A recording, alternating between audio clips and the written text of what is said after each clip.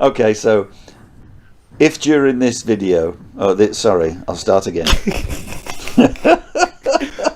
Go on. Okay. If during this podcast you hear a foghorn, it is because I've been a bit of a bitch and I have bad-mouthed someone who desperately deserves it. It might not be a foghorn, it might be a beep, I don't know. Oh, okay. Or construction equipment, but nevertheless... Yeah, okay. This is our disclaimer. This message is approved by SJN Martial Arts. Yeah. And the Kung Fu Podcast.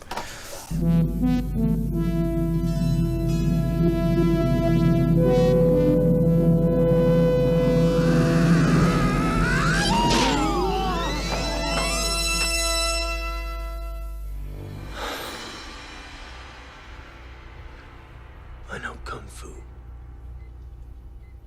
Show me. You are the new student. Come closer.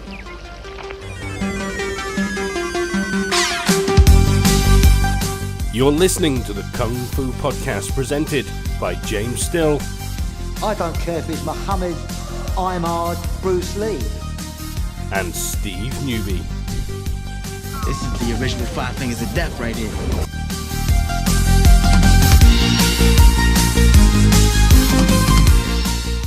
But my hands are registered as lethal weapons. That means we get into a fight, I accidentally kill you, I go to jail.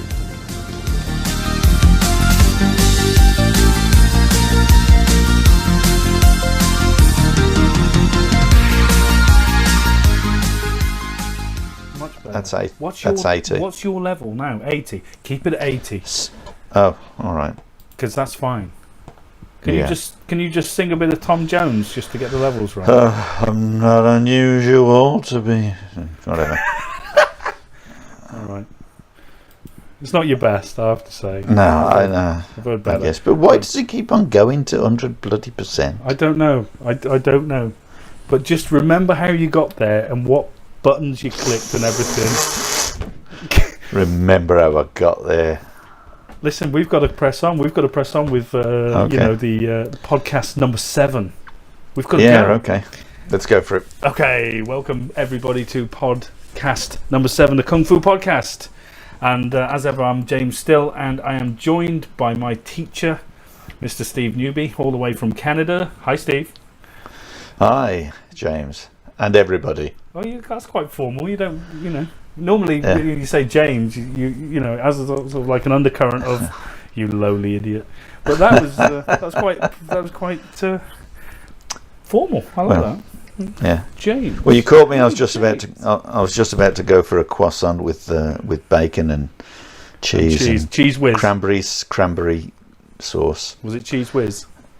No, it's that white cheese. What's it called? Bloody hell! Cheddar. I'm sure I'm getting senile. It's the soft stuff. Oh right, okay. Oh, I don't know. Oh God. I know. Cheddar and Baby Bell. That's it. No. All right. Anyway, that's what you know, is it? Yeah, that's pretty much. I'm a Philistine when it comes to cheeses. Okay. Well, anyway, we must press on. So, I've been. Oh, my computer's making funny noises. I've been asked by one of my students to ask you a question. Okay. And it's a real sort of technical kung fu question. Oh, he's sending me. The answer's no. Yeah. Now, he wants to know what your favourite kung fu movie is, or your favourite martial arts movie in general. Yeah, that's quite a hard one now, because obviously when I was very young, I was 18. No, I wasn't. I was about 16. No, I was younger than that. Bruce Lee came on. Yeah, I was a lot younger than that actually, and I snuck into the cinema with my brother and so on to watch Enter the Dragon, and of course it had just come out, and I watched it 10 times on the movies. I went to the cinema 10 times to rewatch that. Yeah, but movie. how many? I know what you're like. How many times did you pay? Well, there is that, because basically what you would do is one person would go in and pay, and then come down the side and open the exit doors, the fire escape doors, which were covered in curtains to prevent the light coming in. So you would sneak in behind the curtains and then just sort of lowly slide into a seat from there. And it was 10 times I watched that. But there are some really good movies that have come out. I do like Jackie Chan's Rush Hours. I do like them.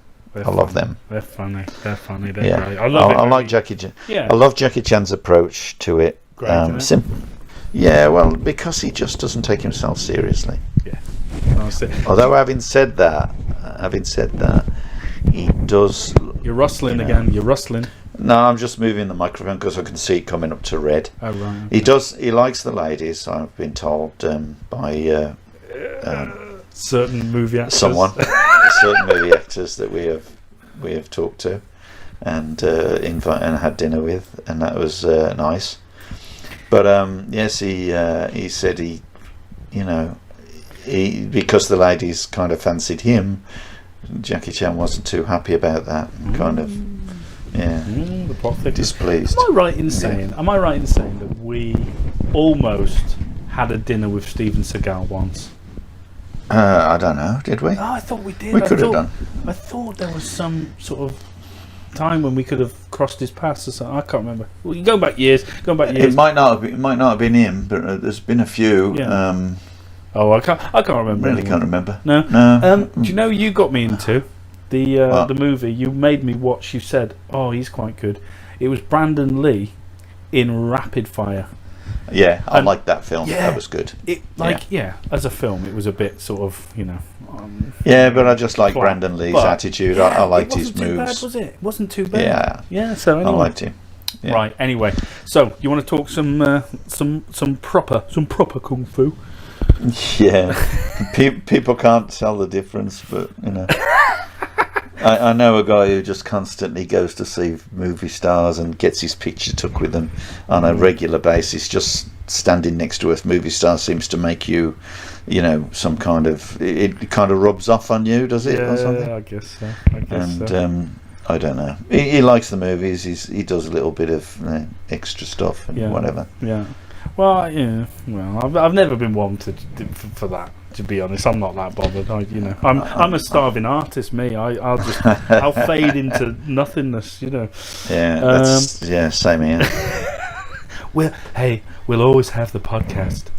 Yeah, well, I don't like being in front of a video, and but now I guess we've got to. Yeah. Right. So this day and age, talking about Lao, I want to talk about Lao. I want to know what you think are the biggest misconceptions about Laogar, the style of Laogar. Now, you could look at it from the perspective of people currently training it, or who you've had experience, speaking with, whatever, or you can look at it from the perspective of a complete newbie looking at the style from the outside. So, what do you think? Biggest misconceptions about Lao?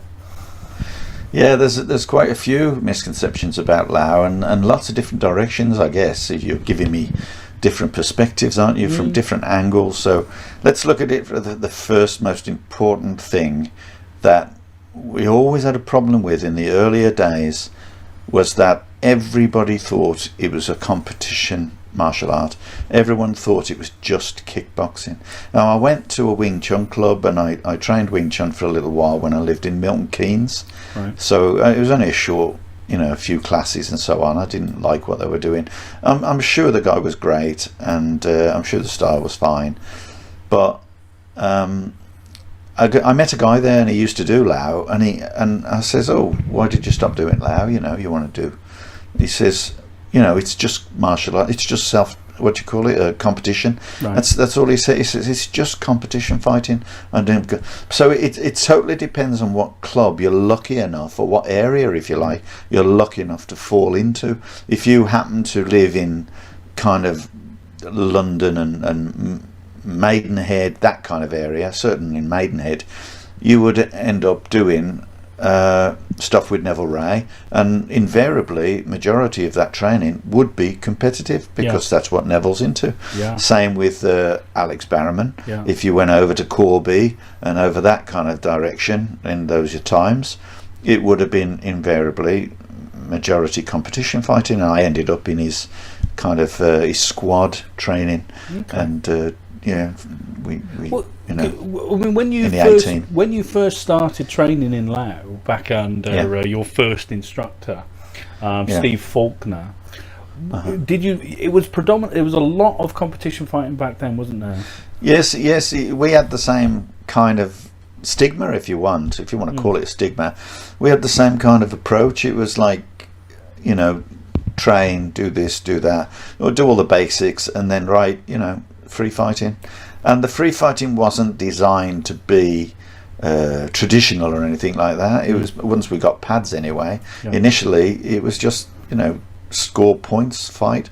And we used to get like a double-decker bus come to the club and would go around all his clubs on the way, you know, Harborne and Kings Norton and so on, and then to go down to Banbury and just have these massive open tournaments. It was just a regional open tournament, so it was all his clubs, and these were huge. He had a really big area, big organisation, and basically it was just all competition fighting. It was we didn't do any sticky hands or anything like that while I was with Steve. We did absolutely nothing like that. We did the forms and so on, but primarily we did the forms and went straight into fighting. But is that a bad thing? I don't think so. It was. I think it was a great thing because it gave you a good sense of, you know, fighting ability, tactics and so on, but in a safe predicament. You know, when you started a fight, there were certain things you knew other people weren't going to do, so it kind of gave you a good foundation to do it, so you were able to do a lot of fighting and build up the speed and the reaction time and all that kind of thing, without too much tragedy going on, you know, without too many people getting poked in the eyes and whatever.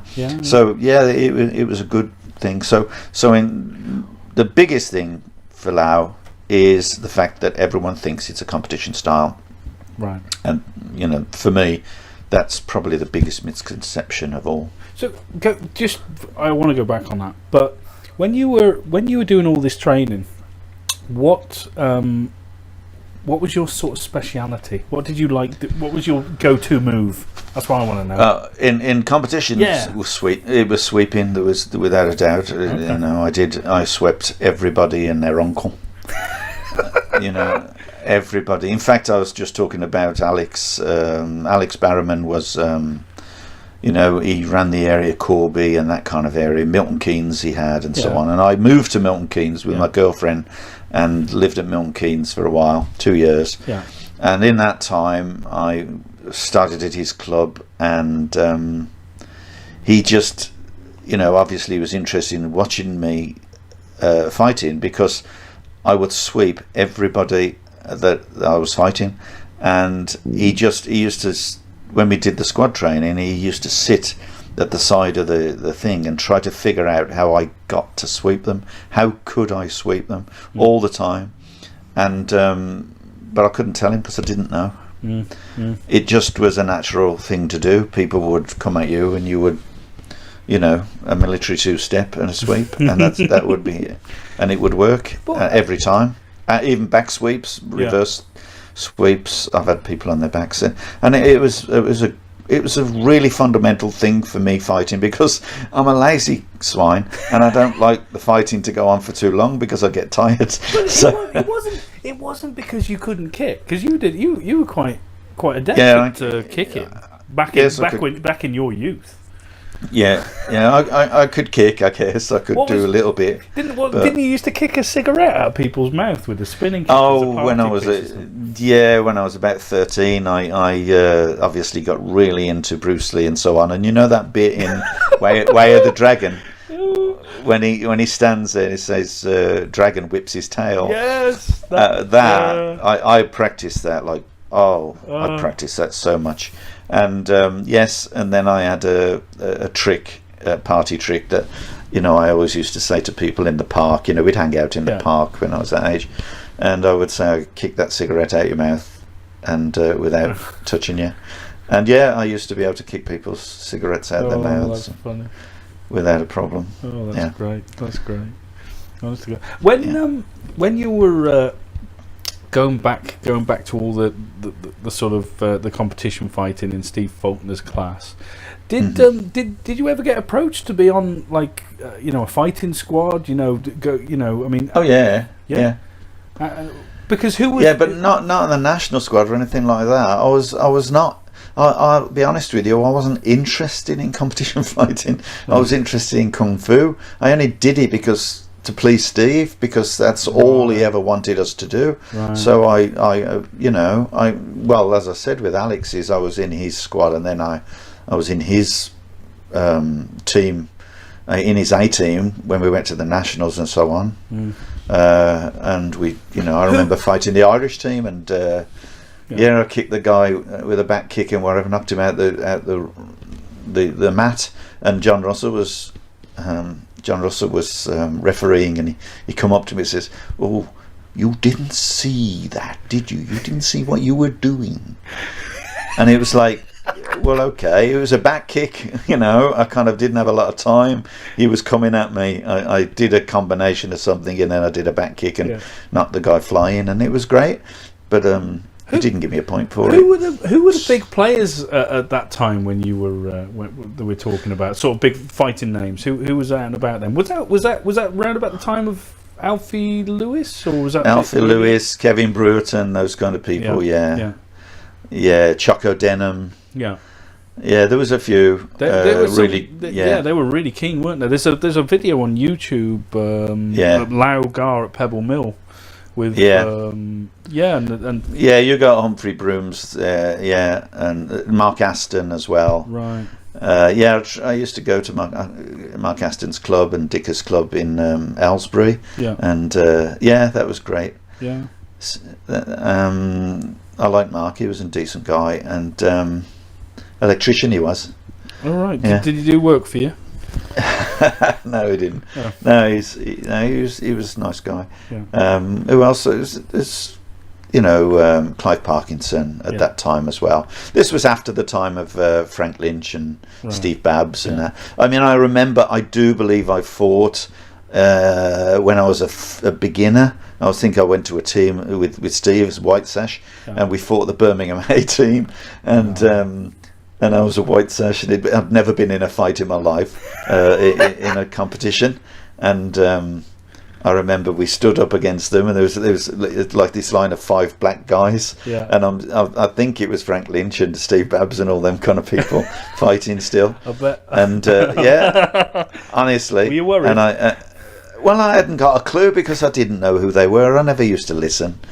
And we stood up against them, and I had to get up to do my fight, and I started throwing everything I had, and I never hit him once. I just did everything I could, I was screaming and shouting. I was absolutely knackered. And I always remember that as I was standing there fighting him, my hands thrown, I could see my hands going out in every direction and not touching anything. And his leg came like a reverse turning kick, came straight over the top of my head, and I ducked it, got up again, and it come back and hit me in the side of the head. And I'm thinking, where did that come from? Yeah. So that was great. Brilliant. That was a really good time. That was an amazing time. Yeah. But of course, I was useless, and I didn't get that much better. But I did enjoy it. Yeah. What a great foundation. Would you think that, like, doing the competition fighting first, then throwing yourself more into the traditional, I don't want to say training, but the traditional mindset, sort of more so, left you in good stead, for your career in martial arts, so to speak? For sure, because I did understand an awful lot about competition fighting. Not that I was a competition fighter per se, but I did understand it. I was forced into training it. And then, of course, as I started my own clubs, I was kind of at the same mindset, trying to get other people to do competition. We've always right the way, up to today, we've always done competition fighting within a class.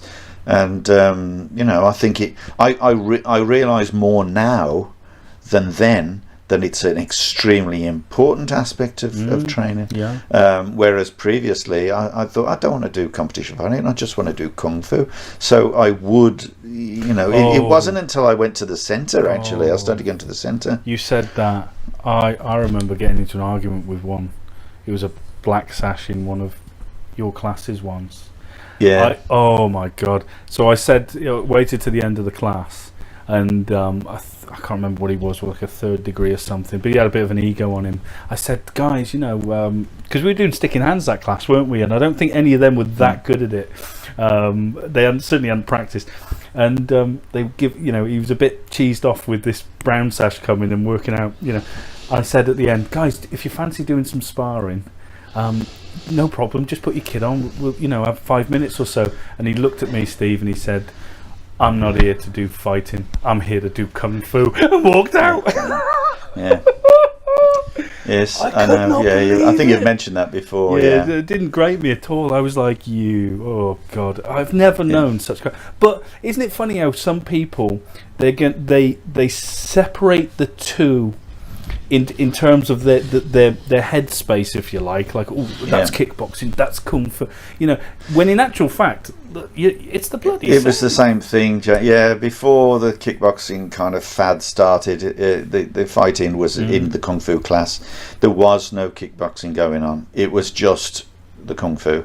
And it wasn't until they started with WACO, World Amateur Kickboxing Organisation, Falsoni, that they started to do that. In 1982 or 83, I think, I went to the World Championships there because I had a girl that we were doing demonstrations. We were doing demonstrations at professional kickboxing, full contact bouts in the ring, and they would ask us to do these demonstrations of self-defense. So I would be the lowly, the moron that would have the cigarette in my mouth broken off, as if I was drunk, and I would get one of these front seats right next to all these rich people, and I would just sit there. They'd leave a seat for me. I would sit there and just pretend to be drunk and throw my insults at this girl doing a lovely demonstration in the middle. With a fan. She had a fan and beautiful kicks straight up in the air. Karen Scott. Yeah. And then and of course she was one of my proteges. I taught her to do everything that she was doing there. Mastiao helped us in learning, the kick into the groin and all that kind of thing. To make it look good, just rolling your hips forward and all that. Yeah, the sort of thing that you do. And so I would pretend to be completely drunk and throw insults at her. Everyone would be looking at me and thinking, "Oh my God, get rid of him, throw him out." And then just as we tried to build up the crowd. I then, sort of fell into the ring and started to pick on her. And of course I think a lot of people obviously could see it was a demonstration, but a lot of people didn't, and it was quite funny. Anyway, she would proceed to kick 7 bags out of me, and in the end we would bow, and that was it. And I also always remember that it was the news people, the television people, they had this huge camera on his shoulder. He was watching the fights, and he kind of put his thing down while the demonstration was going on, and then he saw all this happening, and you could see that he just grabbed his camera as fast as he could and trying to quickly record it. And of course it was on the TV news in the evening. Wow. So it was quite good. Didn't one time you start insulting Master Yao as part of a demonstration? That was the World Championships, the IAXA, I think it's IAXA, or it could have been IAXA World Championships. Yeah, or it could have been the WACO World Championships. I think it was the WACO World Championships. Yeah, basically same girl, same situation. I stood at the side. Every area, all the areas were roped off from the crowds. I stood by the ropes, and I was just screaming at this girl saying, you can't do a kick for toffee, you can't do this and that, the other. Mastio come down, he grabbed me by the shoulder. I threw him off my shoulder, and you could see the crowd, you could hear the whole thing, everyone like that. Oh my God, kind of thing, yeah. And of course he just shrugged and walked off, and I walked into the ring and proceeded to get my, crap kicked out of me. And and then everybody comes up and getting her autograph, Karen's autograph. She did really well with those things. She was a really good athletic trainer. You did quite well on the demos, didn't you? That was one of your things. Yeah, I was quite well known for the demonstrations with particularly with the self-defense. We did a lot of flamboyant demonstrations that involved a lot of high kicks and various things. And I had a girl that could do free cartwheels and all that sort of thing. So she was able to do a similar kind of thing. Right. I got it from Cynthia Rothrock. I was going to say, because Cynthia Rothrock always did that scorpion kick, didn't she? That's right. And Karen did the scorpion kick. Yeah. But Karen was extremely flexible. Right. And she could do some amazing things with her, with her kicks and so on. So, with Karen, I went to watch the some Geeko spectacular. Spectacular with Bill Wallace. Yeah, martial art. That's right. Yeah. So there was Bill Wallace, and there was Cynthia Rothrock, and George Machine Gun Chung, who just did 1,000 kicks on one leg, spinning. That's around. right, but he was the aggressor against Cynthia. Yes. And they did the they did a thing to some pop music, I can't remember now. Gloria Estefan. Right. And I saw him do this thing against the leather jacket and all that kind of thing, the comedy. Yeah. And I looked at Karen, I says, could you do that? And she went, yeah. But we went, right, demos. That's it. They were really good at demos, weren't they? Like, I remember you lent me that on VHS ages ago. Yeah. I don't know what happened to it. I'd love to get a copy of that. I'll look for it on YouTube. It's not on there. But no, that was brilliant. But the comedy in a demo, people, some people take demos way too seriously, don't they? Yeah. Really seriously. No, we always did them with comedy. That's why I got you training that. When you decided you wanted to do this thing, something with the walking stick, and we did it at the Festival Theatre in Edinburgh, and you did that thing with Seamus. That was just perfect. And that was one foot in the grave, and the moonwalk off afterwards. As an old man, you got to moonwalk while you're on stage. That's on the video. That's on our YouTube channel, isn't it? Still, to watch that. We got copyrighted on the music because it's got one foot in the grave. 1 foot in the grave. But knock yourselves out. Check it out. It was good fun actually. But I made up a walking stick form, didn't I? Yeah. Just with a load of jumping kicks and stuff. Uh-huh. And that was good fun. That was great fun. But you can see some demos though are just so. Stale, aren't they, and just so serious and all the rest of it. But people try to make themselves out to be fantastic and throw one student around or another. But the funny thing about my demonstrations was I was always the guy that got thrown about, because they were girls and it was all about self-defense. Yeah, but you were woke before the woke was, because one of your greatest achievements was. One of your greatest proteges, I suppose, was a girl called Rebecca, who you took her to the World Championships, didn't you? Actually, 1991. That was. She came second in the world, and she should have come first. But in the World Championships, you can't coach. Only the one coach, which was Neville Ray, could stand there and say anything. But even he couldn't say anything while they were fighting. Right. It was very strict, and there were, my method of coaching, if you like, is to stand right next to the side of the ring, as with everybody in semi-contact. And she would come back to the ring, and I'd slap her ass and say, do this and do this, and she would be right into it. She really did really well. But she was a very humble person. Rebecca was. She started with me when she was about about between 9 and 11 or something like Right. that, and she was 19 when she went to the World Championships. So, and when she went to a big competition, a big multiple competition in loads of different styles there or so on. So some group did it, Yeah. and she was in the toilets with these two people who thought they were great, and they were saying, oh, how many fights have you had, and what have you done? And Rebecca would be going, well, I've done a bit, I'm not great, whatever.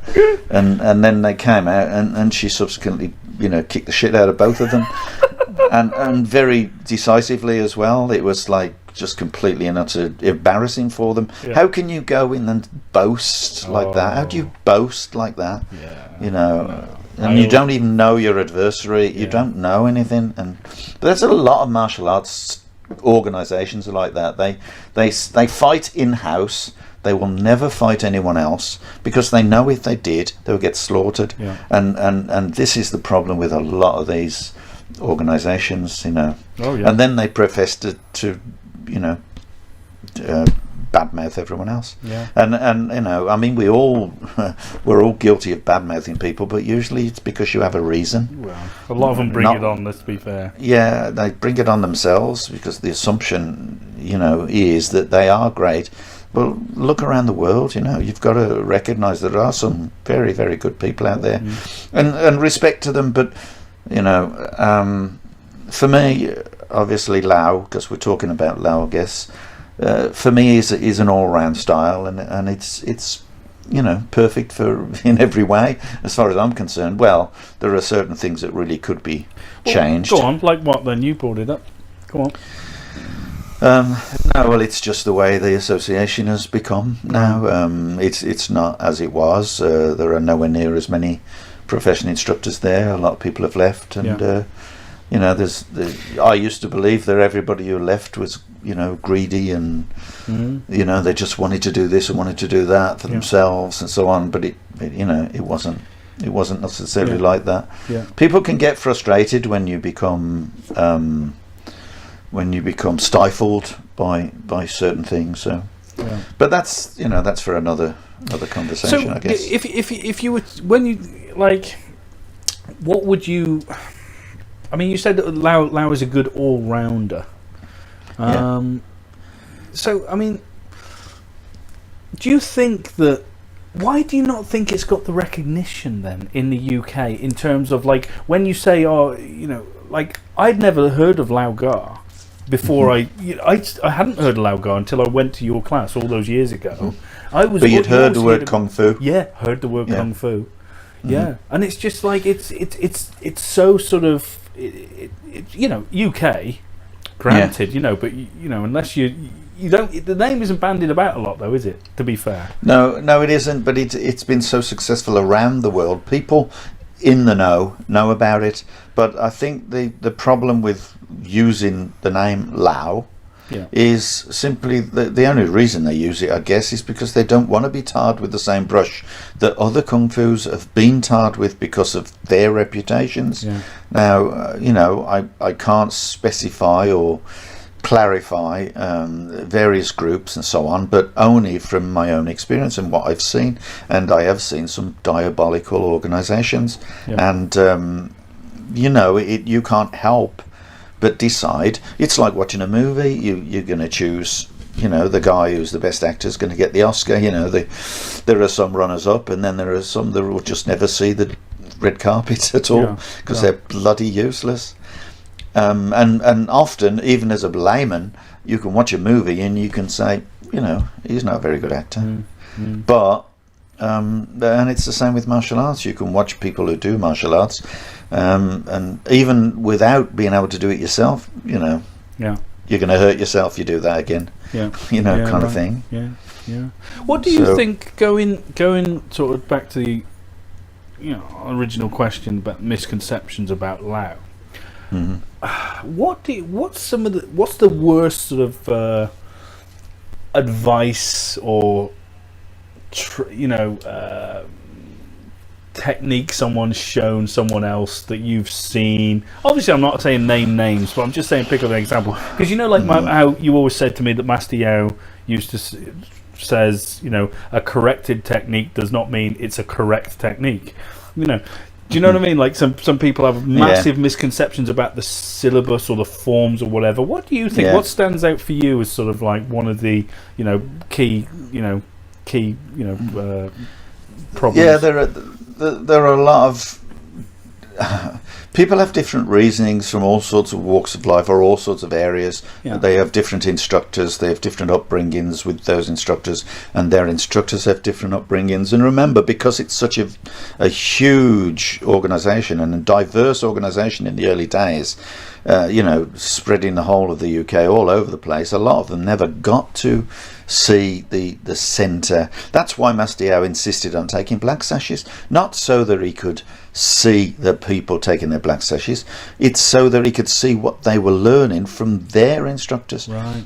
And that's why he insisted on having brown sash courses, because if you don't see them at brown sash course, then you're not going to be able to stop them taking a grading when they have no ability at all, and it's unfortunately them that are going to be paying for that black sash grading. So when it comes down, and when you come down to brown sash courses, he gets the opportunity to see how you're being taught. And it's the same with me. When I started up Scotland and I built up a big organisation, I would do gradings, and I had specific uniforms for each area. So Fife had a particular colour band on their uniform, and so did Edinburgh, and so did Inverness, and so on, and the borders. They all had different uniform bands. And so what happened was, you would see people come in, do their stuff, and I would instantly know who their instructor was. Right. But I was also, obviously, if one person's making a mistake, it's his mistake. But when 10 of them are doing it the same, it's their instructor's mistake. Right. And that's how you are able then to go to the instructor and correct them. Well, of course, I was able to do that because it was within, Scotland, within a certain area where I could get people together. A catchment area sort of thing. If you like. It was a huge area, and it took time to do it, but it was you could get people a lot more difficult. Yeah, it was a lot more difficult for people down here. In Birmingham to do it. I keep thinking I'm at home. Yeah. I keep thinking I'm in Birmingham. No, you just got to look outside and breathe that fresh air, Yeah, absolutely. So it was. It was always a problem. So people come to gradings. I'll give you a couple of examples if you like. Go on. When we train with sticks, the pole we use, although most people refer to it as a 6-foot pole, it's actually called an eyebrow pole. And the reason it's called an eyebrow pole is because the eyebrow is the height of your reach. So both your hands gripping the pole, either end of the pole, when you put the pole against your foot, and line it up to your eyebrow, it will be exactly the same height, and that's called an eyebrow pole for a bloody reason. So when you teach people to use their pole or their quan or whatever you want to call it, their stick, to be able to defend themselves and to be able to do the techniques, they're able to perform it in a much safer and better way because they can reach both sides of the pole, because it's a double-headed pole, so you can use both sides of it. You're swinging from one end to the other. If you can't do that and you end up with an extra bit of pole left over because you can't actually reach the end, the problem is the other guy now can use that against you, and he can either grab your pole and twist your wrist using the end of that pole. I'm not going to go in. It acts as a lever. Or you're going to hit yourself with it because it's in the way. So you need that pole to be your weapon. And I have always been a believer of making sure that everybody has a weapon that suits them, and therefore they can become much better and technically better at that weapon, which is why I devised, invented, if you like, not invented, but changed the way that our butterfly knives. So we had a guy in Scotland who would make the butterfly knives, Jim Cairns, who would make the butterfly knives. He would hand make our quandos, and he would hand make our tiger forks. When he made the quando, I gave him a specific specifications to create the way we had our butterfly knives. Firstly, they had round metal as instead of flat metal that you would buy in the shop, right? And they had a slight deviation on the tang, so it sort of stuck out a little bit, and then they always had a round end to the grip, so when you used them, they were never wearing your hands out, because with the ones that you could buy in the shop, you ended up with these massive cuts in your thumb, or in the center of your palm, where the edges of the metal, because if you kept on training with them, you would eventually not be able to train with them because they bloody cut your hands open. And so people didn't become so skillful with them because they couldn't use them as often. And so we were able to devise much better fork, and we sold them all over the association. People would really like. They're the best weapons. Jim made the best weapons. Handmade. He was a mechanic, and he did it well. He worked in a coach builder's shop. Okay. And so he was fabricating all that. Yeah. Wow. Okay. And he used all that. He used material. Talking about redesigning weapons. Sorry, just jog my memory. Didn't the monk who taught Lao the style all those years ago redesign the tiger fork? Is that right? Well, that is allegedly. It is the story that goes that the reason Lao, who's Lao Sam Now, who means three-eyed Lao, is his nickname. What's his real name? Well, that's a kind of a secret that we keep.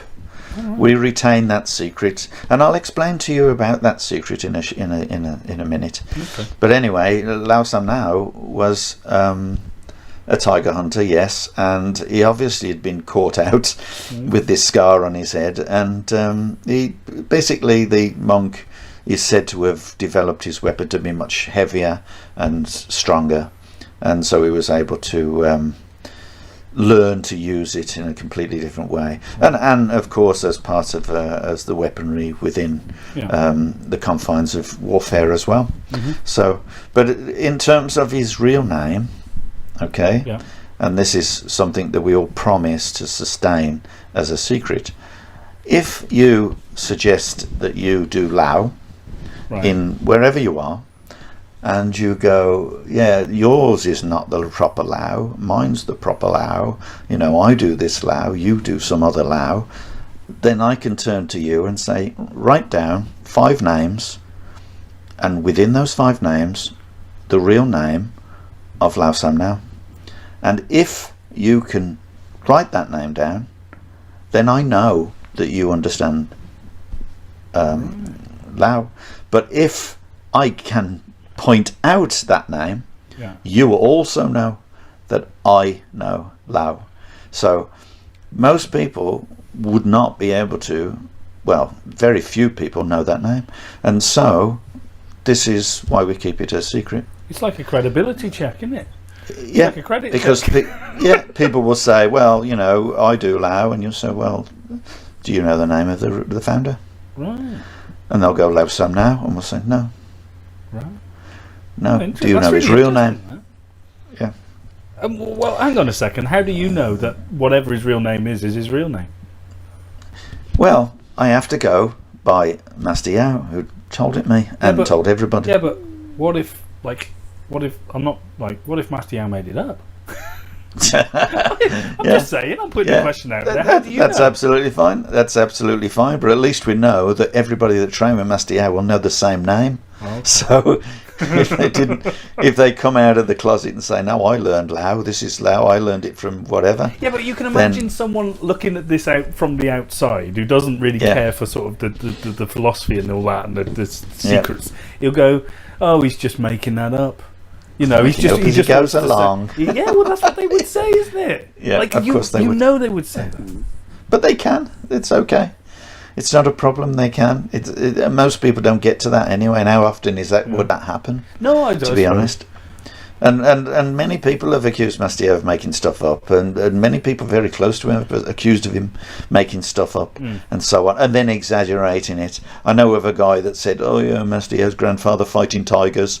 He had no clue about the history. Oh, wow.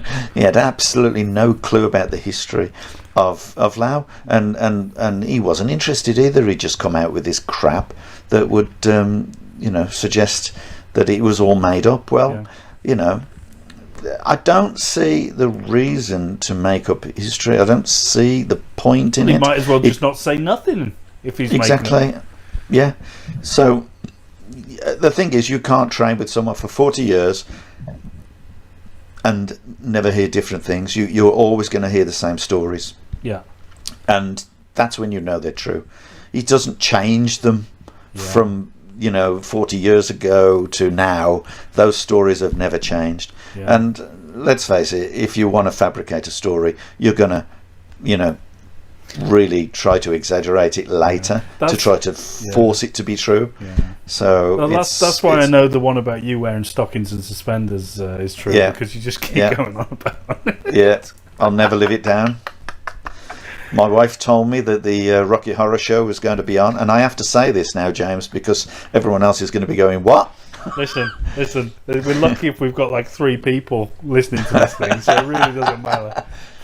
So I went to the Rocky Horror Show, okay, but I thought I was going to a private party. My wife says, she wasn't my wife at that time, and she's lucky she ended up that way. But so basically she says, we're going to a private party. They've got a Rocky Horror Show theme, so you've got to dress up. So I agreed to wear the stockings and the suspenders, but I had a white doctor's coat over it, and at the time I had a ponytail. I had a ponytail.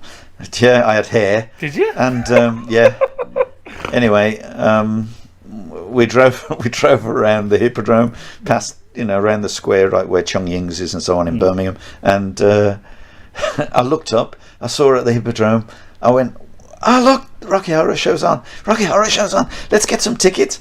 And she went, what, these? And she showed me the tickets, and it was turned out that we were actually going to the show, and I had dressed up. Oh my god, mind you, it wasn't as bad as her brother. He had a basque on, and we got out the car, and a guy reversed his car, smashed straight into the car behind him. He was looking at Graham. Now I don't know what he was thinking, but Graham wasn't the greatest looking woman. But anyway, geez, that's funny. We digress, don't we? Yeah, we digress slightly. Quickly. We were 1 minute we were talking about Mastio, next, and next you're talking about stockings and suspenders, James. Now, as far as Mastio is concerned, I have absolutely no qualms about it. I have total respect for him. I have total belief in him, and so on and so forth. There obviously with all fathers and with all teachers, you sometimes have misunderstandings and disagreements, and I've had my share and so on, and I did particularly have one kind of disagreement with him once, which is quite funny actually. It was many years ago when Rebecca Drew, who we mentioned earlier, she was the first person to get a black belt in the kickboxing, not the kung fu. Right. She was into the kickboxing, so she got a black belt in the kickboxing, and I went down to the centre and I collected her certificate from Mastio, and when I looked at the certificate it said his merits, he's this, he's that, and I went, well, shouldn't that be their THEIR? Yeah. Their merits, so it can refer to both male and female. And he goes, no, that's plural. And I went, no, that's belonging to their. He went, no, that's plural. No, it's belonging to THEIR. It's their, this, it's their ability, their thing, so it can refer to men and women. He went, I taught English in Hong Kong, and I'm telling you. And I thought, okay, shut up, Steve. You're only English. Oh, that's brilliant. Mind you, though, you've got to give it to Mastio. I remember when he came down to Bromyard once and gave us all a talking to. And you know, it was great. It was great. It was nice, just meet and greet, wasn't it? It was the first time I only really spoke to him. Yeah. And he was talking about learning English, and he was saying, like, well, you imagine my position when you've got the month of March, Soldiers March, you light a cigarette with a march. Yeah. I was like, yeah, fair enough. Yeah. Yeah. But, Yes, it was one of his jokes. Yeah. That's another thing I've heard for 40 years. Yeah, so that must be true. Yeah. Honest to God. That's pretty. What's the one standout sort of memory in terms of your training? And I don't mean sort of your achievements, I mean in your training. You know, like a breakthrough moment or a great sort of, you know, epiphany or whatever, you know? When I took my first black sash, I was really chuffed about that, obviously. I was the only one out of 3 from Steve's club that passed. The other 2 unfortunately failed, and one of them got stabbed because in those days we would use real knives in the knife defence. Oh, right. Yeah. Of course. I was thinking... Well, he tried to block the knife. I was thinking he left the centre in sort of a half and got mugged. But no, all right, I'm talking about the knife defence. Yeah, it is Birmingham. No, it was in the training, when he was doing his grading, he tried to defend against a knife coming down at him, and he raised his hand to try to block it, but blocked the knife as opposed to the hand or the arm. And it cut straight across, you know, just below his little finger. It cut a gouge straight along his hand there. Yeah. And of course, Mastier then just got some powder out, put it over the cut, and said, "There you go, you failed," kind of thing.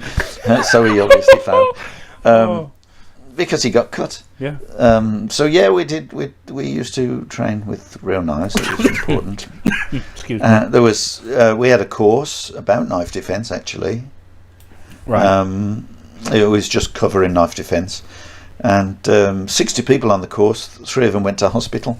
Wow. Yeah, including Jason, my friend Jason Crabtree, a fellow Guardian. Yeah, he got stabbed in the arm. Wow. He had a nice big gash in the inside of his arm, which was lovely. What do you think? Well, while we're talking about knife defence, right? Mm-hmm. So in Laugard we do part of the syllabus is knife defence. I personally think in this day and age that I don't see many people training it hard.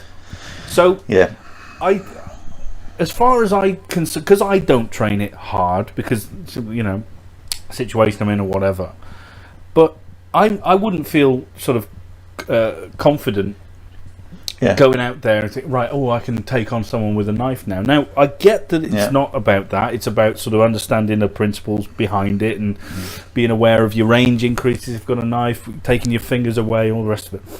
What do you think about the relevance of knife defence when you're, you know, in today's modern world? Well, you kind of knocked the nail on the head when you said, I don't think I'd be confident in using it.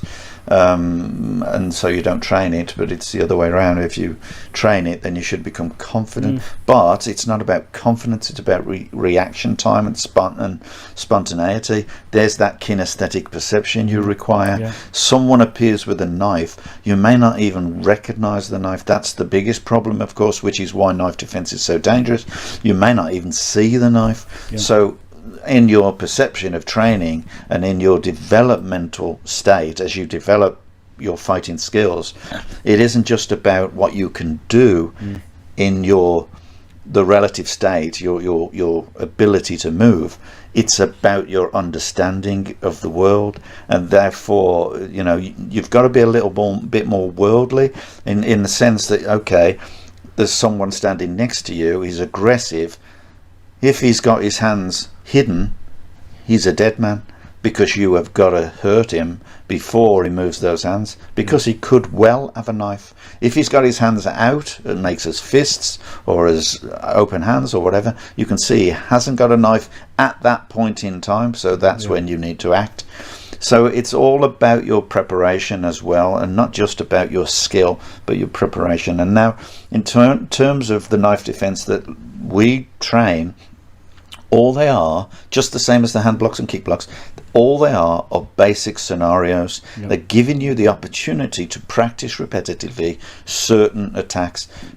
Just like the sets, you must adapt those movements. Right. Just like the sets have 6 different uses minimum for each technique, you must adapt those techniques. So using a knife against you all the time, you must find ways. And because nowadays, of course, you use a rubber knife, you can get stabbed as many times as you want and go back to the drawing board and learn and learn and learn. But if you don't practice it, and even with a rubber knife, you don't bother practicing, then of course you're never going to get any better. So there's no point in giving people, to be honest with you, it's just the chain of thought in those days. If it's not a real knife, you're not going to react properly.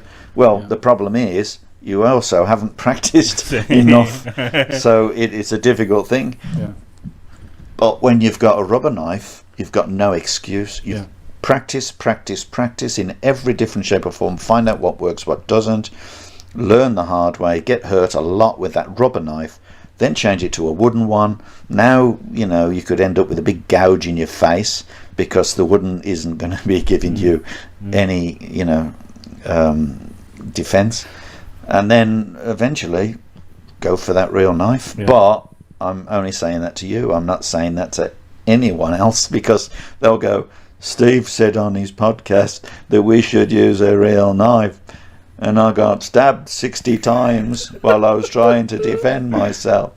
And so, obviously people have got to be careful. And there's all that litigation and so on and so forth. So the reason I sort of bring up the knife defense and that is and what I said at the start was, I think a lot of people when they see either hand blocks, kick blocks, or knife defense in pre-arranged movements, essentially two-man forms, right? Yeah, they are under the impression that that is what you are supposed to do. And do you know what I mean, right? So when I say I wouldn't feel confident using the techniques, I guess what I really meant was I wouldn't feel confident that those specific variables in the equation, and whereby someone picks up, goes over the hand with a knife and comes down, would happen to me, right? So I would not think, right, but I know exactly what you're saying. You're saying take the individual movements and you're looking at them like you would have set, you're training them individually, because every one of those techniques in them works. We know that, and I bet you there's people out there who've had arms broken and a lot training them. But the scenarios, it's going to take a lot of it is just a scenario, exactly, though. That's the problem. But just like in the sticks, just the same thing. Right. The most important thing about doing a movement, a practical movement in a one way, is you become so expert at it, so perfect at it, if you practice hard enough. It's the mistakes you recognise. Yeah, exactly. You no longer recognise the actual thing itself. You're doing that naturally. It's the mistakes. So what happens is it makes your brain suddenly aware that something isn't the same. So then you keep doing that. Eventually you will make a few mistakes, especially if you train until you're absolutely shattered. Well, that's the mistakes will come. I mean, it's like doing the Deutschat. When we do the stick form, the clashing sticks, Deutschat, I think it's 3rd degree. When we perform that, we don't do it as a form one way and then the other way, then stop. That's for a grading. When you train it, you must train it forwards, then in defense, then in attack, then in defense, then in attack, then in defense, then in attack, constantly, until you become, fitter, obviously, but also you become far more skillful, and you never ever tell them when you're going to throw the technique. So you could do stand about, you do it as almost as if you're sparring, but you're doing it in a set measured way, so that each technique follows another. But sooner or later you make mistakes, and it's how that person deals with a mistake that makes you better all the because time. your heightened awareness. And Yes. if you watch people who are very, very aware doing, for example, the hand blocks and the kick blocks, scenario 1, I step punch, scenario, I will step back, block, palm up, block, and punch back. But if you watch people who are really, really on the ball, they're attentive, that attacker might attack you with the wrong punch, but they'll still defend it. And that is when you're sort of slowly surpassing or transcending the syllabus into the realm of application and a bit more understanding. Exactly, and most people never get further than the syllabus. And they just want to pass the syllabus, get their gradings and go home. Yeah, right. And that's the difference between people who are hobbyists, martial arts movers, and martial artists. Well, I always say it's the people who want to appear to be martial artists rather than the people who want to be martial artists. And unfortunately, in today's day and age, it's not all the time your fault because people have got lives, haven't they? But there's a lot of people out there who don't put enough time in or whatever, and they just think they're better than they are, and the ego. The worst thing is to have overconfidence. But the thing is, the more you train, the less you think about it, and it's hopeful that you've trained enough that if you are in a situation where suddenly someone is behind you, suddenly someone is in front of you, screaming abdabs at you, or someone is in an alleyway and is about to, you're well aware of it. That's the thing. You've got to be. So when you train, you've got to be training seriously. But that doesn't mean to say you can't have fun, because you have fun learning, and then as you develop the learning, the fun becomes secondary. Initially, the fun should be the most important thing. Oh yeah. Because otherwise, you're not going to keep it. You're not going to keep coming. If you don't enjoy your training, you're not going to keep coming. And the one thing that will make people keep coming is being part of a family and being part of a great fun group, a friendly group. And you take that away from them for a big solid thing, and people just don't make it. They lose the interest, not because they can't do it, but because they can't see why they should. So you've got to give them a purpose to get there, and then you can start introducing them into things. It's like trying to teach a child to read. They'll look at the book and go, what for? There's loads of pictures, I don't need to read. You give them a reason to read, and they'll thank you for it later. But how much of it do you think, like, the problem with people training is, I mean, I always think that the worst people to teach are adults, right? Right, because all of them you are can tell friggin' that, right. can't you? Yeah, but it's not. There are so many martial arts today who actually don't want to teach adults. All they do is they want to just give the kids loads of appraisal, throw beanbags at them, and then tell the parents how little Johnny was really doing well. He was ready for his next 35th grade. Oh, what you mean with the 10 tags on his belt already? Yeah, he's ready for the next one now. That'll be 40 quid, please. No, I mean, listen. I think when I see kids, I don't judge kids with martial arts. I think, hey, as long as they're having a great time, that's the main thing. Because I mean, when I was teaching kids, like we did have some semblance of syllabus, but to be honest, we just had loads of fun, just playing tag. You've got to have fun. Teaching kids is like herding sheep. Yeah. Basically, all you got to do is stay on top of them. That's all you got to do. As long as you can stay on top of them and they don't control you, you control them. Then that's good. They all follow in the same way. I remember one kid. He put a groin thing all over his face because he thought it was head guard. I was like, no. Mr. Steele. Yeah. Oh dear. No, get off. But teaching kids is a great satisfying thing to do. It really does. You can see how amazing some of them can be as well, and some of them are just phenomenal. You see some kids and they're just phenomenal. They've got a passion for it and they love it, and they're far better than a lot of adults. Particularly they're fitter, they're more flexible. They can do so much more. But and if they go on, as long as they don't get completely destroyed by the too much training, and when they've got it and they don't take themselves too seriously, and they can build a character with it as well, then they'll be brilliant, absolute brilliant. So but I mean don't get me wrong, I love teaching Lau, but some, I always felt that teaching adults, they've got so many preconceptions of it. Their ego. They don't want to do this, don't want to do that. You have to sometimes be, dance around. Be overly sensitive sometimes, and I understand that. It's all about, like, being a teacher, being an instructor is many, as many levels to it. Like, you have to be like a brother, a father, a sister, whatever. Do you know what I mean? Like, a lawyer. Yeah, but that's the problem with me. You see, I'm so long in the tooth now. I look at people with a very sarcastic kind of attitude. But you've always been sarcastic. Okay, yeah, but I scream and shout at them and everything, but I make sure they have fun as well. Yeah. And the thing is, when people, I do enjoy people like that. There are, they want to question everything, because it's almost as if I have to keep on proving what I'm teaching works. Yes. And as long as I can do that, then I'm teaching the right thing. Yeah. If I can't prove that it works, then it doesn't work. So, I've got to show that it does, and so far in the last 45 years I've been able to do that, so it's not a problem. And I can see where people are coming from, and they come from other martial arts. They've been stung before, they're very wary, and particularly when they come from a style that everyone said, oh, this is the most ultimate fighting style on earth, and then they come to you and you'd go, for God's sake, please.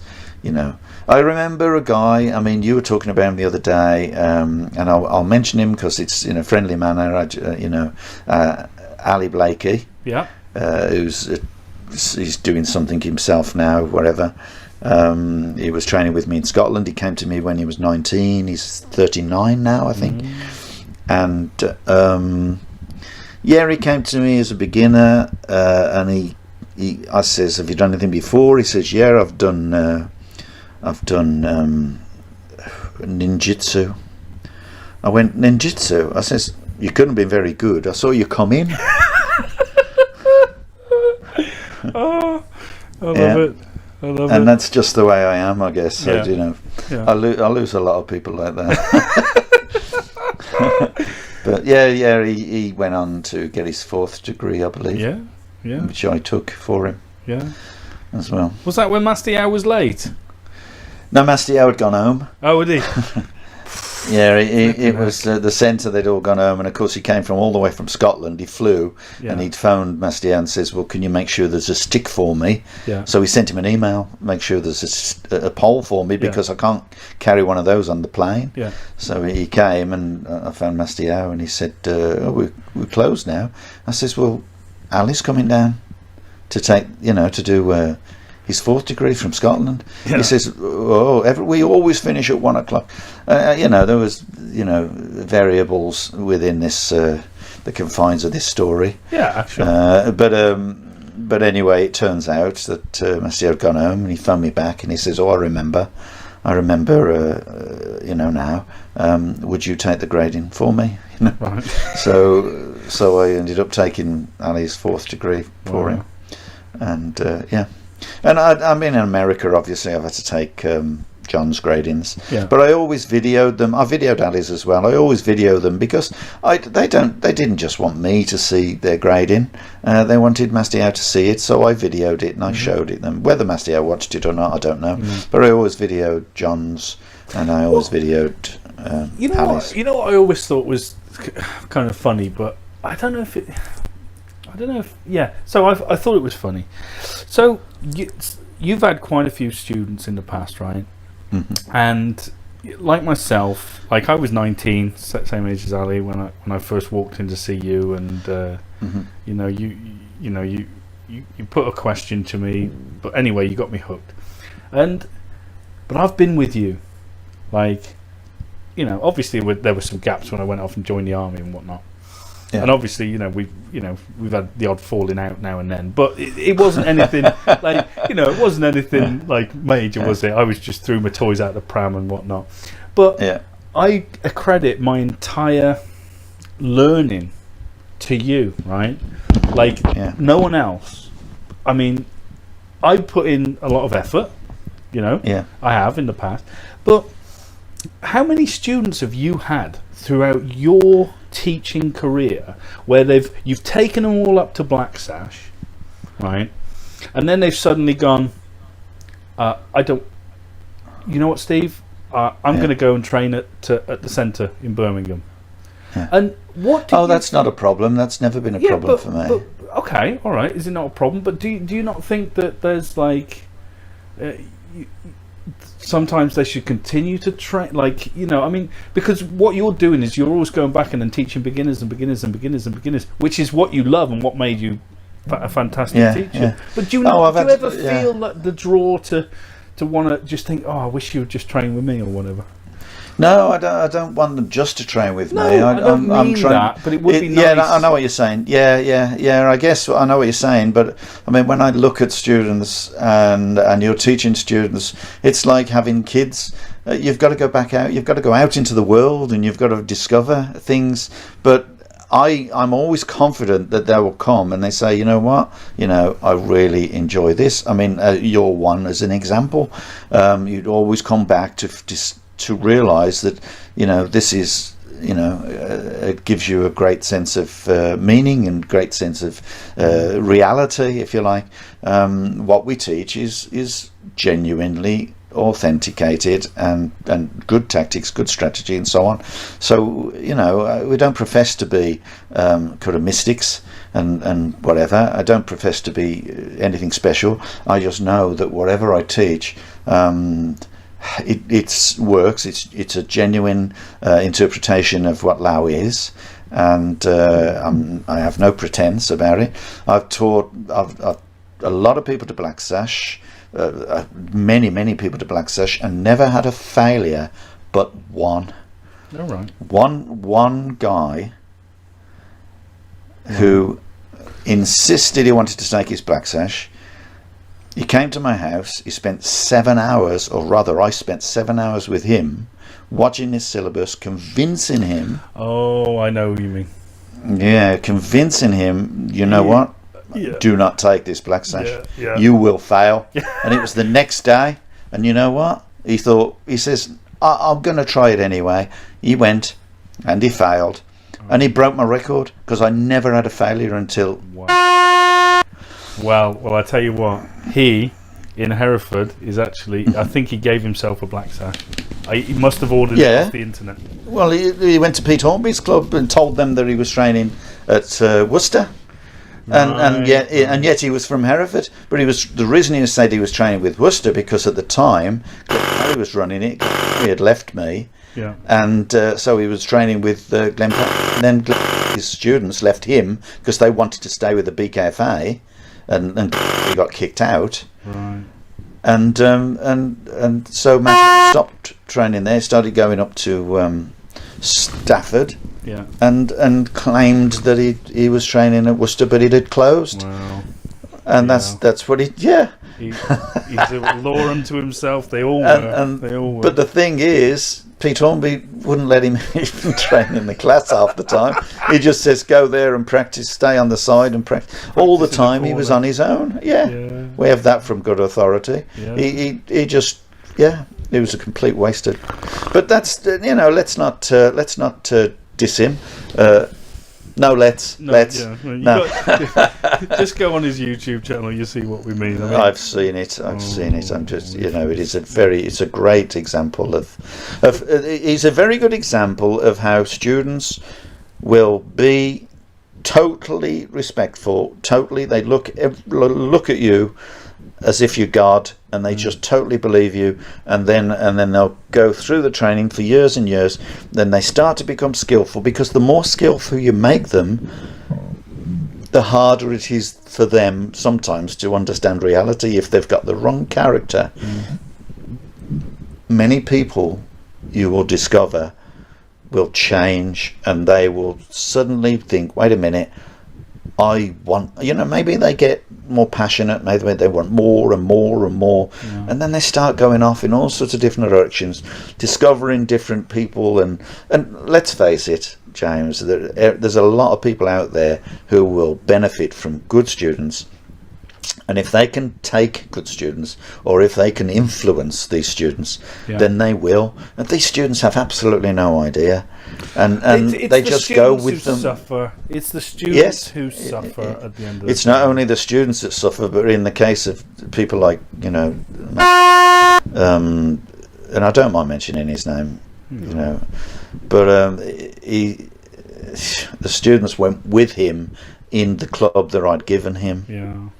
And unfortunately, I feel for those people because they honestly believe that obviously he's told them something, and he was supported by people that did have a financial interest in what he did. So that's the way it is. That's life. You almost want to sort of look at it and take politics out of martial arts, but no matter where you are, they're always going to find their way back in, aren't they? Yeah. Politics. You buy a banana, you can talk politics. That's what you said in the first one. Yeah, absolutely. Yeah. But it's such a shame, isn't it? When but I mean, I've always been sort of, my heart and my soul is about preserving the Lao, as best as I can, because I always think that some people are fighters, some people are technicians, some people are both, and I always wanted to sort of really carry on something, but understand a bit of everything and carry on your sort of legacy. But I'm a teacher at heart, James, and there's always been my problem. I've never been I didn't want to be an instructor particularly, or a controller, administrator, but you're whatever. so good at it, except for administering. Not administering clubs, because you're really good at that. The problem was you put a lot of trust into people. Yeah, and I think you trusted too much. I think fun was my first. The important thing for me was for people. We had fun, and I'm a bit of a if you like, I sort of approach life in a comedic way, and that's always been the problem. But I started in Birmingham. My first club was as a yellow sash, 5th grade, teaching for Steve, and then from there I went to live in Milton Keynes. My next class was in Buckingham when I took my black sash. Before that, actually, I was doing Telford and Shrewsbury and Bridge North and Newport and.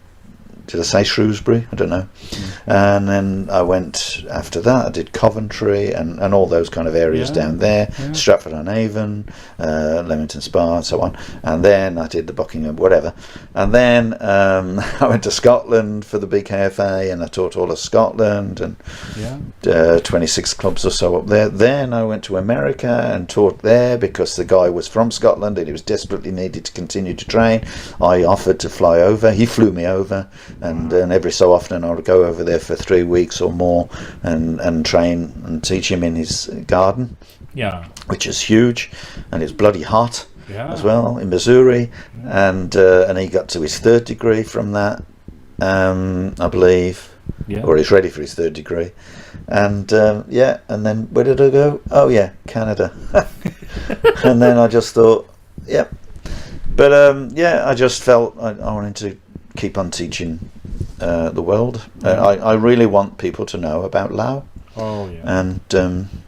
But people are always, the thing is, I've always been approachable, I guess, I've blown my own trumpet. I go to the summer course every year, and every year I would always camp, for the simple reason that people would always come around your campsite, and beginners would come, or anyone would come, and they would just talk to you, and maybe we'd go through some techniques and so on. We'd really enjoy a conversation, and I would just try to give people the information. That's how I ended up in Scotland, because the Scottish would come over. They would camp a few tents away from me. They would walk over. There was only 2 of them with Tom Carey, their instructor, and they would come over and they would talk to me, and then every year they'd see me, and then one day one of them said, why don't you come up to Scotland to do a course? And so I went up to Scotland with the intention to stay over 2 weeks. Took my wife, who was pregnant, and then we went up to visit them again, and that's when she was going to have the baby. So we went up halfway to meet them. We went to Morecambe to meet them, and they continued to start building the area. And in the meantime, I was still living in Birmingham, and I was travelling from Birmingham, 700-mile round trip. every Sunday. Wow, yeah. And coming back on the Monday, so it's 350 miles there, 350 miles back, 6 hours. Yeah. I remember going and, for a few trips in your Land Rover with you. Yeah. To Scotland. Yeah. But that was way after, obviously. But yeah, I took a lot of people with me. Yeah. Well, I just needed the company.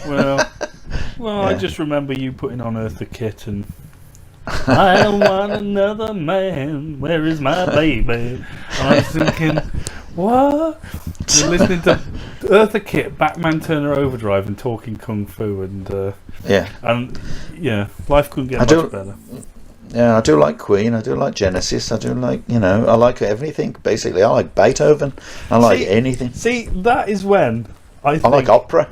Yeah, but that was funny. I think, and the one time I thought, actually, you're human was when you ate a bacon bap and you, with an egg in it, and it just went all down your top, and you yeah, and that's what they call a banjo sandwich. A banjo, cause banjo sandwich, because you lift up you look down at your chest and you start stroking your chest with your right hand while you're holding the thing out away from you with your left hand. So your right hand is strumming and the left hand is holding the neck of the guitar in effect. All I'm saying was Mr. Miyagi never ate a bacon sandwich and had egg down him. No, that's true. No. Why? Yeah. You certainly don't conform to it, Steve. But then that's one of the greatest strengths about you, I think, is and if you've got the right character to recognise, and not that I have got the right character, but I'm very grateful for everything you've ever taught me. I mean that. Well, that's nice. Well, Yeah, I wish a few other people would be. I did have one guy. One guy says to me in an email, "You're what was it now? Greedy, lazy, and not proactive, reactive, not proactive."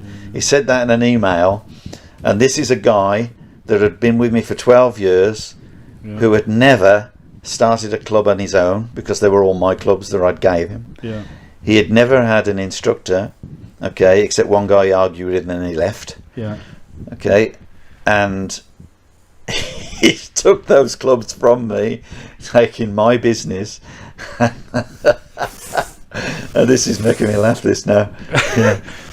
And of course I was lazy, but I was the one that built up Scotland during the time that he was with me, because I built up Scotland and then come back down to Hereford and all those kind of areas. Started building Hereford and Worcester and all those kind of areas then.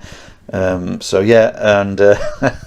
this guy, he just suggested these things, and I thought, how is this possible? You have never run a club except the clubs of mine that I given you, so therefore you stole everything, because you then badmouthed me and you took the students, and half those students went back to the BKFA because they didn't want to be with you. And then apparently I'm reactive and yet not proactive, and yet I built up Scotland to be one of the biggest regions of the British Kung Fu Association. More people from Scotland went to the summer course and to the nationals than any other area, at any point in time. Ooh. So I think we want to get the handbags out right now. No, it is funny the way people react. It's very funny how some students can be so bitter. But I've been reading a book, right, by the great boxing trainer, in my opinion, Brendan Ingle, who was the coach of Nazim Hamid. And Johnny Nelson and Hell Bomber Graham, fantastic guy. And for me, he's like a martial art master. But in boxing, he was all the things you want. Anyway, I'm reading this book, and he had this great quote where he said, because you're not the only one. I'm sorry to tell you, you're not the only one this happens to. But he says about some of the people he's had that's left and have done the dirty on him and whatnot. He says, first they use you for the knowledge, so to speak. Then they accuse you. like they'll say you're lazy and whatnot, and then they'll abuse you, and from now on you're the worst enemy, you're the worst thing in their life. And it's so true, isn't it? So true. Like, yes, it's so true. What has happened to you is nothing new. It's just human nature, I guess. People just, incredible. Oh, you get people coming back years later and going, you know what, I really regret what I did, and I'm sorry, and then would you do this for me? Would you just piss off? You say, oh, sorry, are we still alive? Yeah. No, it's such a diabolical situation where people can apologise several times and then still think they're right. And yeah, but no, you're right. I'm not the only person who's had this happen to me. I think I'm unique in the sense that it's just the way the association is today. It's just it operates in a completely different way. So I never got help. Yeah. I never got assistance. I never got recognition, and so therefore that enabled these kind of people to be able to go to their students and say, "Well, look, we're in the right. He's not done anything.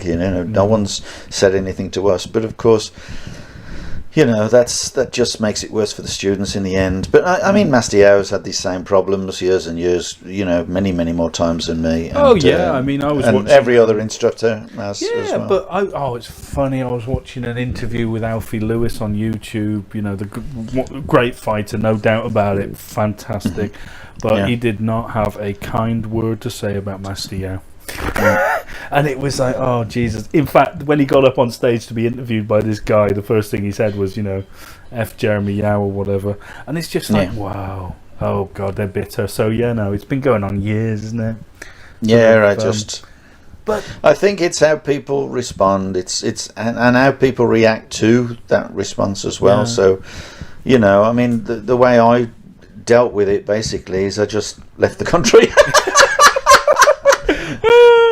The way I dealt with it basically is I didn't kind of respond, and I just asked people this and asked people that, and of course while I'm sitting there intransigent, all that's happening is these people are building their case and loading their kind of reputation with my students, and the students that I've given to them, the students that I've given them the club and said, right, this is a club for you, this is how, and of course you then you build them up, and you need them to have confidence, so you try to get the students to see them as the instructors, and you try to pull back so that you're no longer the instructor, so that you're just an administrator somewhere in the ether, and obviously they can either talk nice about you or they can badmouth you, and people choose to do that. They do that, and it doesn't make them any better. I mean,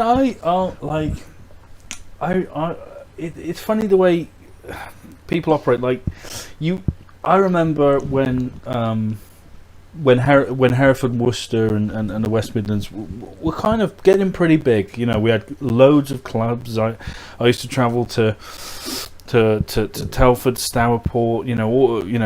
All the way around. It's great, doing a lot of classes. And I remember we had quite a few instructors at the time, didn't we? There was maybe 10 or 12 or something like that, and we were building a full-time gym for us, weren't we? And we thought, right, well, all the instructors will come and help us and all the rest of it, and I think I was the only one who turned up, and and I was they turned up to train, James. They turned up to train, but I was like thinking, man, I built this place for you, and it was just it was a wonderful place, wasn't it? It was great, and but amazing how you try and benevolence just sort of bites you in the ass, and it's just like, I mean, this is what I don't get, right? This is the one thing I love. You got all these people talking about traditionalism and martial arts and how wonderful it is, and I'll bow towards my master and all the rest of it,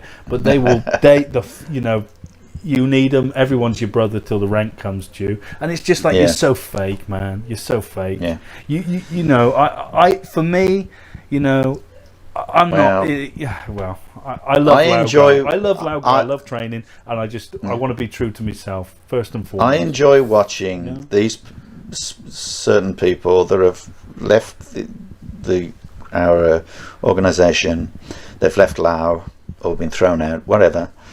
They've left Lao. They've decided to go with someone that they see as is going to offer them something. So they get kicked to 7 bags by these people so that they can demonstrate on them, and then they bow to them, and they're on their knees bowing to them, asking them to join their organisation and all this kind of thing. And you just think to yourself, weren't you better than that? Weren't you better than that? And it's such a sad thing to watch, but it is hilarious as well. I do enjoy it. It is funny. Like, correct me if I'm wrong though. Traditionally, do you bow to a master in that way? I thought the only reason a lot of people bow was to honour the dead or the previous generation. Yeah, it's bowing to your ancestors. 3 bows. Yeah, 3 bows. You sit up. Yeah. Go down. 3 bows. You sit up. Down. 3 bows. You sit up, and then you stand up and walk backwards. Yeah. That's crazy. When you became guardians, did you have like a ceremony? We did that. We bowed to the ancestors of the style. Did you bow to Master? You didn't bow to Master Yao though. We never bowed to Master Yao like that. He would never expect us to. Right. We'd never bow. He's not dead. Yeah. Yeah. So, we have total respect for the ancestry of the style. And that's what you do, but you don't do that to a guy who has never taught you anything. Do you know what I mean? It's funny though. It's just all this people living on this traditional, and it is funny. It's funny to watch. Well, everyone to their own. They want to do that kind of thing. I'm sure they get some. I'm sure they can sleep at night. Believing that. They're the next whatever. Bruce Lee. I don't know. But it's hey, we got to we better stop this. We're going down. We did a bit of bitching today, didn't we? We did a bit of bitching. We did a bit. Yeah, we did a bit. That's not very humble of us. We're supposed to be like David Carradine, right? Forgiveness is well, for anyone who's been listening to this, I apologise if it upsets you. Unless you're one of those people I've already talked about. And no, you want to live your life. It's like therapy, this, isn't it? It's like therapy. We just get it all out. Why not? Or maybe we treated it as therapy today. Okay, that's a good thing. I love it. I just but the forever looking for a new master, forever finding a way to justify your existence is always something that is going to be laughable to me. It is always, it's always going to be something that I will see. So I decided to set up more clubs, but in a different place. Well, we can only move forward.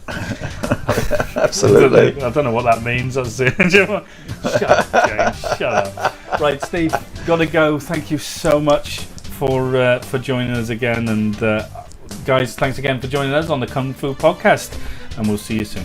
Bye now. Bye.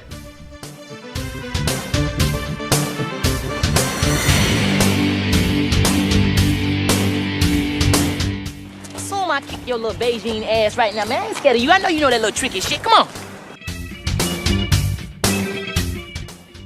Hi guys, thanks so much for joining us on the Kung Fu Podcast.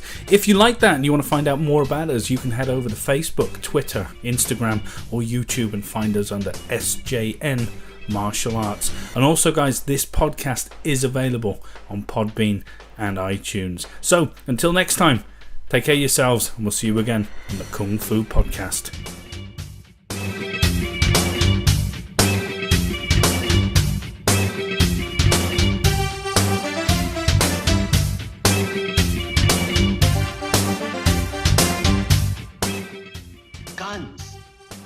Now, why doesn't somebody pull off 45 and bang, settle it? No guns.